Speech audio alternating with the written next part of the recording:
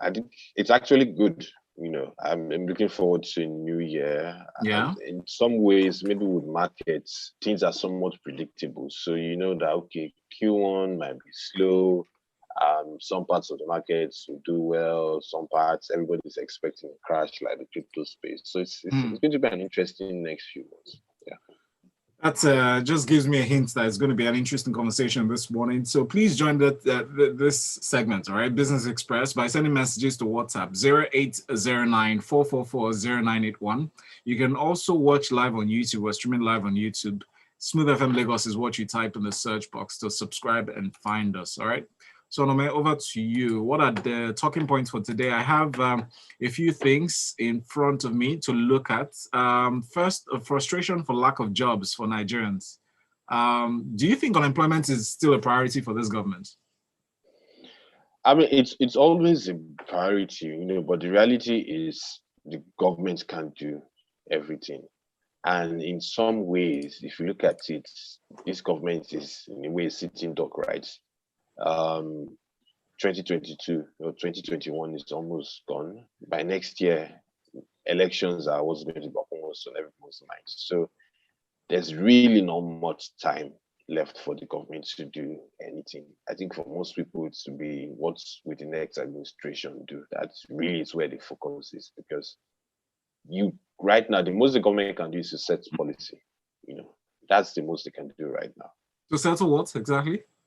To set policies, right? So you can put policies, in place policies. Yeah, but in terms of actually rolling their sleeves and getting the work done, there's not much room to do much. There's not much time left. So in a sense, you feel like they're distracted with those setting those policies and trying to. I think I'll be careful not to use the word leaving legacies or the phrase leaving legacies behind, because that's a tough ask. But do you think that's like maybe a major distraction and as well focusing on politics? I think that for the most part, the administration was always clear what their priorities would be. Yes, to set the economy, but I think there seems to be more of a focus on infrastructure, right? And obviously the security issues that have been a challenge. They've also tried to tackle them, varying levels of success. But really, I would say the softer things, so to speak, like unemployment, that you can't physically see, right? They're not like bad roads and insecurity. I don't think that there's been a concerted effort, really. So we've seen social welfare, we've seen the issues with security being tackled, seen infrastructure being tackled through rail and some ways through roads. But I don't quite think that there was that target from the get-go to deal with unemployment, right? So by inference, you're implying that unemployment is the main cause of Nigeria's insecurity issues? I mean, there always would be social political issues around that, but largely, I would say it's due to unemployment. I mean, because you can't have the unemployment rates that we have and not have insecurity, right? I mean, let's take Lagos as an example. The mass of people that are unemployed or partly employed or underemployed, insecurity is bound to be sky high, right? So really, I mean, I'd say 50% of the problem is probably insecurity. Maybe the rest is, social political agitation. Then you come back to how many people are actually employable, right? But really, jobs aren't just there, right? Those initial set of jobs that get people going off on the path to some sort of career, they're not just there, they're not available. How about other states? I'll give a few examples, like Ogun State, with some of their employment policies to drive, revenue generation through some other sectors. But there are other states besides that. But comparing Lagos, like you made as an example, with all those other states, do you think other states are doing well in terms of generating jobs?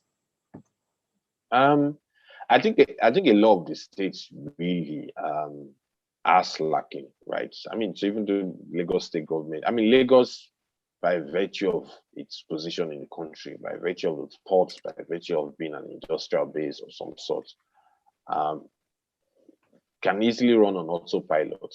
Yeah. And we've seen that. So that's really where the action is happening. So a lot of the other states, I mean, even if you say Ogun states, really, by and large, yes, you would say they've done well, but they could easily do better because when you look at the interconnectivity, right, between Lagos and Ogun states is poor. So a lot of the states outside of Lagos really are not doing what they should do. Some due to insecurity. So for a large part of the Northeast and the Northwest, you have insecurity, and that's obviously the first thing that you need to pursue.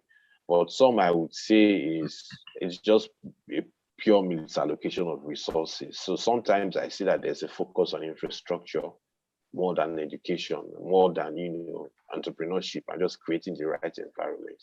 So a lot of the states really need to pull up their weight. Mm. Thank you, Onome. We have this messaging from Ogen Ochiko on WhatsApp. By the way, that number for your messages, 0809 444 0981. He says policy formation is key in solving an unemployment situation in country. For instance, some items in the exclusive list should be removed to concurrent list. For example, power. When you look at jobs, right, especially in the sense of which people move or migrate to Lagos, a lot of people actually migrate to these locations, especially Lagos, because of how viable the jobs seem, and because they seem to pay more, than other states. Even if, yeah, some other people forget to examine how much they spend in living in cities, and the cost of living is relatively high in these parts. But looking at jobs vis-a-vis good paying jobs, do you think that's another issue in terms of this unemployment conversation? Partly so, right? So I mean, obviously, you have niche spaces that pay really well, right? But what a lot of people really need, especially in the first few years of their working career, it's not really a high-paying job. They just need a job that gets them the experience that they can leverage on, right? So, for instance, you see a lot of people looking for internships, but even for the really great places to work and intern, there are not that many. So, I mean that will always be a factor. People always would gravitate to sectors that pay well or states that you feel get good jobs that pay well. But really, what a lot of people need is that initial first step, right? And it's just not available, and it's across the country, right? That's it. So that's really a bigger challenge, really, than just need jobs or well-paying jobs or well-paying sectors. Yeah. Mm. When you talk about well-paying jobs, even on a global sense, most people look at tech because it seems to be like the sector that has the spotlight on it. But outside of tech, do you think there are other promising jobs in Nigeria, precisely? Oh, definitely, right. Definitely. Definitely. I mean, when you look at the basics, when you take agriculture, for instance, it's just that we haven't gotten agriculture quite right. I don't quite agree with how governments like the CBN, is pushing its thing in agriculture. That's an area that we can leverage on. Even security, right? Security is an area. So, for instance, it's clear that the forces across the country are understaffed. They are stretched beyond their capacity. But the question is, are you recruiting? What's the quality of people available to recruit? I'm sure that if I brought out a job vacancy, right, and probably had the forces bring out a job vacancy, you probably would see more people tilting towards the private sector than the public sector, right?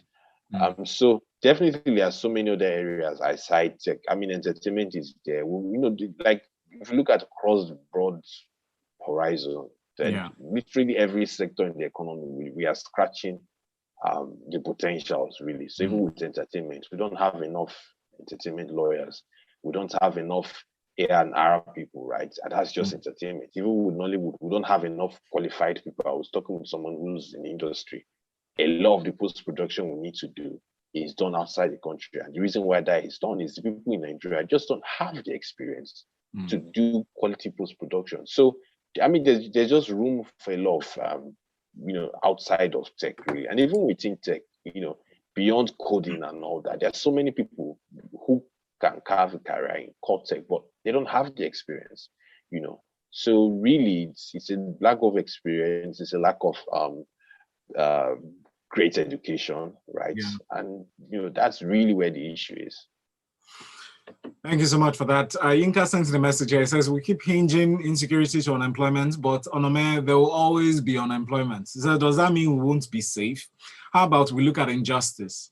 How about it's a lack of visible punitive measures to crimes? Imagine the police actually getting intel like they get before any protest about hoodlums hijacking it, burst a kidnapping ring and give them swift justice with public execution. It will serve as a deterrent to aspiring kidnappers. And then it goes further to ask me if my VPN is working now. Yinka, what are you talking about? Onochukwu says, policy formation is key in solving unemployment situation in the country. For instance, some items in the exclusive list should be removed. Thank you for that. Onome, when you examine these things, right, we keep talking about jobs, unemployment, we provide, certain areas like you rightly said in terms of agriculture and then the entertainment sector being very viable. One would expect that in a sane climate, in a normal environment, the Ministry of Labor and Productivity will be productive enough, to close the gaps. How do you see them acting, to mitigate this problem? I don't, I don't see cross-ministry cooperation, right?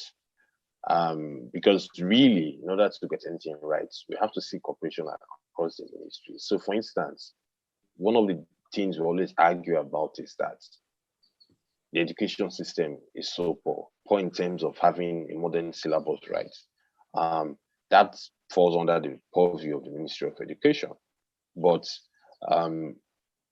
labor issues, right? The Ministry of Labor can work with the Ministry of Education to say this is what we need in the 21st century, right? So let's have the syllabus upgraded. Let's have schools begin to teach in that manner.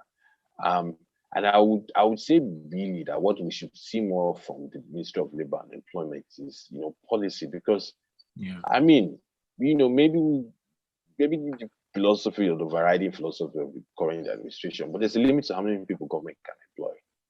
Government is a small sector in Nigeria, right? So the problem we have with the civil service in Nigeria is they are largely inefficient. That's a problem. It's not just the size. They are largely inefficient. If they were more productive, right, the government will do better, and obviously the government will earn more. So it's not a case of slashing them. They're just largely inefficient, right? And it's a systemic issue. So really, I'm not seeing that's cooperation across ministries to work on policy, right? And it has to be even across governments. It's not just a federal government thing. You have state governments, you have local governments. If you look at the areas in education, because a lot of people are just not employable, where do we have really poor education starts from? It starts from primary school, starts from secondary school. And those deal more in the purview of the state government, right? So is there cooperation with the state government, right? So those are the kind of things that we really need to see. And I'm not seeing that happening really. Even the president, Buhari, said he intends to lift 100 million people out of poverty. I don't know how, that's possible. Or do you think it's just mere rhetoric, or is there a policy backing that as we close the conversation, Onome? The statistics we have show otherwise, right? Partly in nature, like you have two recessions, one triggered by COVID, one triggered by, economic crisis and all that, but I've seen the policies. The policies look nice on paper, but can we see them being put into action? There's not much time to do that. Yeah. Speaking of which, there's not much time on the show, but we just have enough time to read these two messages that just trickled in. Yinka says, lest we forget, the ministers are not dragged enough. As such, they are just laid back. That's why we've had these issues. Onochukwu closes to say, government should concentrate on developing key human capital developments like housing, food, education, and health. Citizens spend a lot of their income on items which are the reason why the poverty level is high. Special thanks to you, Onome Ohwovoriole. thank you so much for making this conversation as with all others, most interesting, and have a fantastic month of November. I'm not going to say the other phrase, but thank you. Thank you. Have a great day. Thank you. Too, all right? Guys. Thank Bye. you. All right. Take care.